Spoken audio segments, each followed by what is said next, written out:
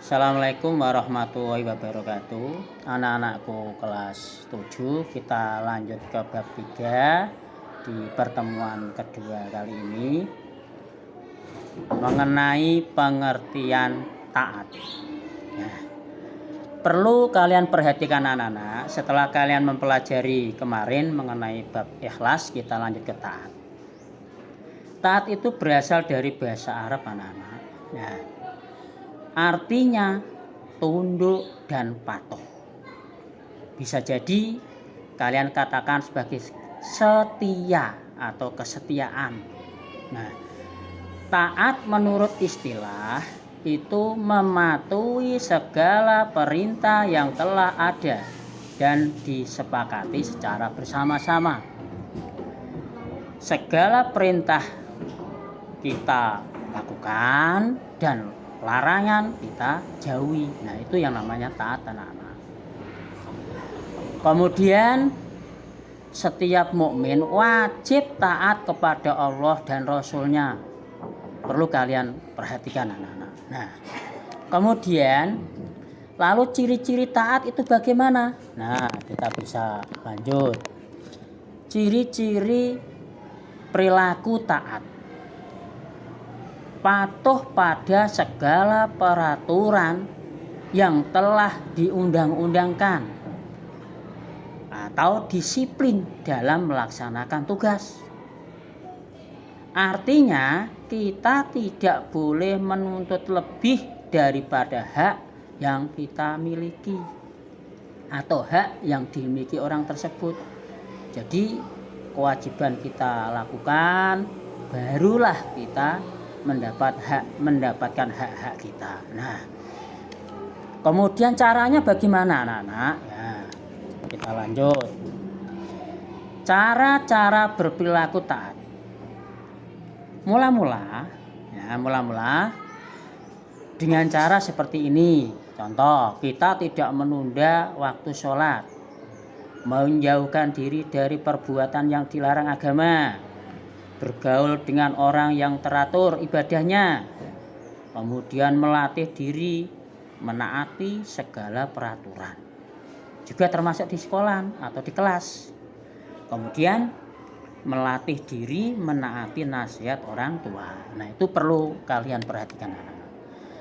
Lah, bagaimana contoh-contohnya? Kita bisa lihat di slide selanjutnya. Nah, contoh-contoh berperilaku taat seperti gini. Yara anak yang rajin sholat 5 waktu, selalu berjamaah walaupun usianya masih muda belia. Itu salah satu contoh taat walaupun masih kecil. Kemudian contoh lagi, Bu Ropi seorang karyawan yang gigih yang selalu mematuhi peraturan atasannya. Pak Irwan karyawan yang gigih, misalnya selalu patuh terhadap peraturan. Itu salah satu contoh. Lukman siswa yang disiplin dalam hal waktu, mengikuti proses belajar, mengerjakan PR dan tugas-tugas lain. Ya, itu salah satu contoh perilaku taat. Jadi di mana saja dia selalu mentaati peraturan. Nah, taat tersebut ada dampaknya anak-anak. Nah, kita lanjut selanjutnya, dampak positif perilaku taat. Dampaknya perasaan tenang karena, nah ini perlu kalian perhatikan. Kita bebas dari beban moral dan dapat melaksanakan salah satu ajaran Allah Subhanahu wa taala. Perasaan kita akan tenang. Kemudian mendapatkan kepercayaan dari orang lain karena terbiasa hidup taat. Hidupnya lebih teratur. Jika taat dilakukan dengan akhlak karena Allah Subhanahu wa taala, maka akan mendapatkan surga di akhirnya kelak. Itu harapan kita anak-anak. Kemudian kita lanjut ya. Khauf sekarang. Apa itu khauf dan pengertian khauf? Nih, khauf berarti takut. Khauf menurut istilah perasaan takut dan khawatir akan siksa Allah disertai menjalankan perintah-perintahnya dan menjauhi larangan-larangannya. Khauf berbeda dengan perasaan takut biasa. Khauf itu takut kepada Allah. Nah, kemudian ciri-cirinya bagaimana? Ciri-ciri khauf. Kita lanjut. Ciri-ciri. Nah, ciri-ciri perilaku khauf. Merasa takut hanya kepada Allah, merasa amal baiknya belum tentu diterima Allah, berhati-hati dalam berkata dan bersikap, ibadahnya semakin hari semakin baik. Itu ciri-ciri khauf. Nah, caranya bagaimana supaya kita memiliki rasa khauf? Nah, caranya selalu meningkatkan ibadah kepada Allah Subhanahu wa taala. Melupakan kebaikan yang telah dilakukan dan mengingat-ingat dosa yang telah dilakukan. Banyak mengoreksi diri sendiri, berani berpikir, bersikap dan bertindak benar hanya karena Allah Subhanahu wa taala. Nah, contohnya bagaimana anak-anak? Kita lanjut.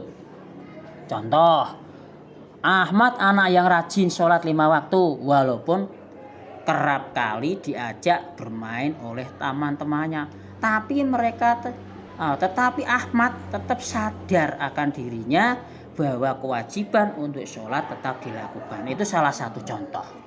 Nah, dampak positif khauf bagaimana anak-anak?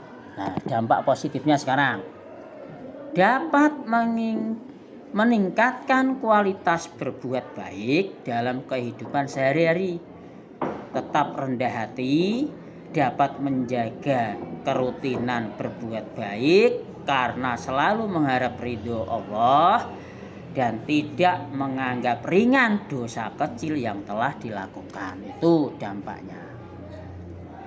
Kita lanjut sekarang, setelah kita memahami kemarin ikhlas, taat, khauf, sekarang tobat sekalian ya anak-anak. Tobat berasal dari bahasa Arab. Nah, ini yaitu artinya kembali, rujuk. Ingat itu ya, kembali, rujuk. Nah, ini pengertian tobat. Nah, taubat menurut istilah kembali ke jalan yang benar setelah melakukan dosa dan tidak mengulangi perbuatan dosa itu kembali. Taubat yang dilakukan dengan sungguh-sungguh disebut taubat nasuha. Nah, perlu diingat ya anak-anak. Kemudian ciri-ciri orang yang bertobat. Nah, sekarang ciri-ciri orang yang bertobat. Salah satunya menyesali perbuatan dosa yang telah dilakukan, menghentikan perbuatan dosa tersebut, semakin tekun beribadah dan beramal soleh, berusaha mengambil pelajaran atau hikmah dari pengalaman masa lalu yang suram agar hidup lebih berarti. Nah, sekarang ciri-cirinya anak-anak, ciri-ciri orang-orang bertobat. Kita lanjut ciri-cirinya. Menyesali perbuatan dosa, menghentikan perbuatan dosa itu, semakin tekun beribadah, berusaha mengambil pelajaran atau hikmah pengalaman masa lalu yang suram agar hidup lebih berarti. Nah, itu ciri-cirinya. Kalau kita sudah tahu ciri-cirinya, sekarang cara-cara berperilaku tobat.